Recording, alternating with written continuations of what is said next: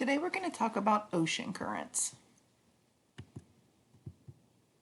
So a current is a stream-like movement of water, or quote, a river of water within the ocean. There are two types of currents. We have surface currents and deep currents. If you've ever seen Finding Nemo, which most people have, you know that they ride the East Australian current when they are with Crush going through to find Nemo. So basically this would be a deep water current. Just like their name tells you, it pretty much says where they are. Surface currents are at the surface, deep currents are in deep water. If you've ever been to Whitewater, the lazy river, quote, would be your river of water. It's got a current. It basically means the water is moving. Surface currents are going to move horizontally, meaning they move across the surface. And a great example of this would be the Gulf Stream. It's around 100 meters deep, which is about 300 feet. And this is a warm surface current, but warm surface currents in general can affect climates by warming or cooling of the air above it. Currents, as you can see in this picture right here, flow all over the world. Often they're called gyres.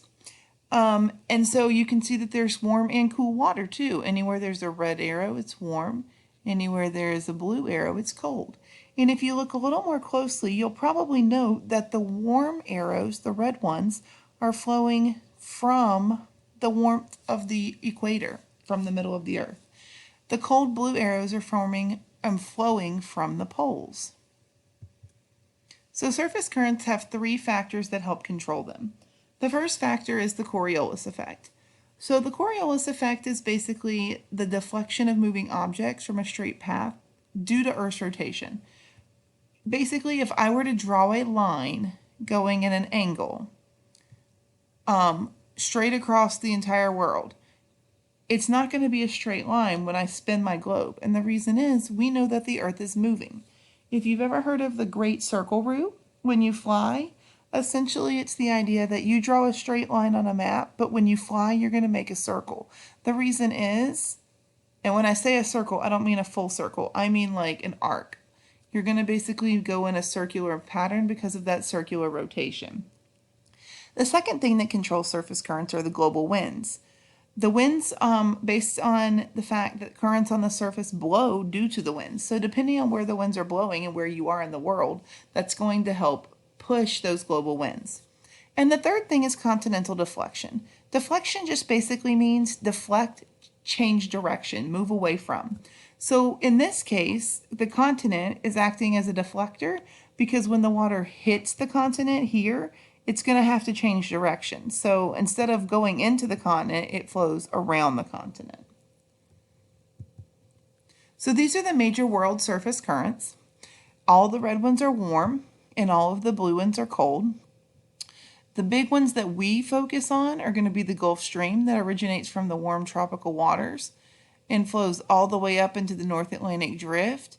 And this is important because this area, look right here, this is the British Isles. This is the United Kingdom, okay?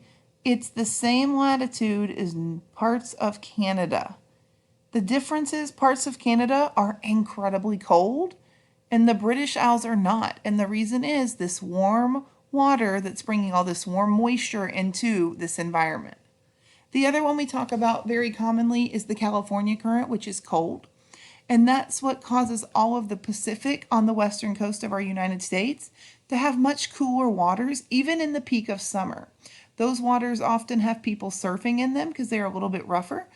But the funny thing is, you notice a lot of people are wearing wetsuits, and that's to keep their body warm because this water is much cooler than the water of both the Gulf and the Atlantic. Another version of the world surface map. You can see on this one, the currents are called gyres. They're still labeled the same, still the same color, the Gulf Stream, the California current. All right, deep currents are going to move vertically, and that's because they're caused by differences in water density.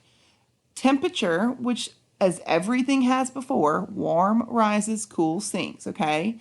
Remember that convection current piece. The warm water rises as it gets heated up, okay? That cold water is going to sink. So the deeper you go, the cooler the water.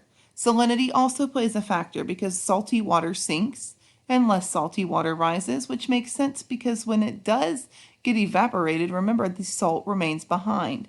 So warm water with less salts at the surface, cold water with more salts at the bottom.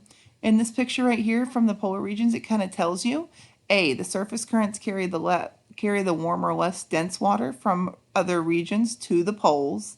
So this is going to the poles. The warm water from the surface replaces that cold, dense water that's on the ocean floor. Those deep currents are going to carry that cold, dense water along that floor to the pole, from the pole regions to other parts of the ocean. And then those warm water, or those waters from the deep currents are going to rise to replace leaving those surface currents. So this is their convection current. All right, so surface currents cool or warm coastlines and temperatures in that coastline region. Same two I've been talking about. The Gulf Stream and the California Current are going to come back up. So this is our Gulf Stream that flows to the Atlantic Drift. And again, Canada, British Isles, same latitude. This is bringing really warm water and also with it really warm atmosphere to the British Isles. And because of that, they have a pretty mild climate to be so high in latitude. Same is true here. The cold Pacific waters are carried south towards Mexico. So it's keeping this region much cooler on the west coast than other parts of equal latitudes. Okay, upwelling is the movement of deep, cold, and nutrient-rich water to the surface. And basically what happens is local winds that are sea breezes and land breezes are going to cause this to occur. When it blows, basically you have your surface winds blowing along the surface, and over time the rich nutrients at the bottom are going to be brought to the surface. So it's going to bring that cold water up, and it brings with it all the nutrients to help support the plants and animals in different environments within the oceans. All right, so here's how it kind of all works together. We have our nutrient-rich water being upwelled. The plankton's going to bloom, which is going to allow things to survive and thrive in this area. You have your winds blowing and your surface water moving offshore, which would create your local wind. So what do ocean currents transport? Well, there are a few things. Dissolved solids, which often form as salt, nitrogen, and phosphorus. And these are really important for plants and animals to be able to grow and survive in the ocean. It also brings dissolved gases such as nitrogen, oxygen, argon, and CO2, also known as carbon dioxide. And this is also important for survival of marine animals. Without these gases and solids, they would not be able to grow and live within their environment. The last thing it transports energy, and that heat energy is dispersed throughout the earth and released back into the atmosphere when it cools. And this sometimes is just as simply in the form of, like we were saying, that warm current brings that warm atmosphere. So dissolved solids, dissolved gases, and energy are all what the ocean transports.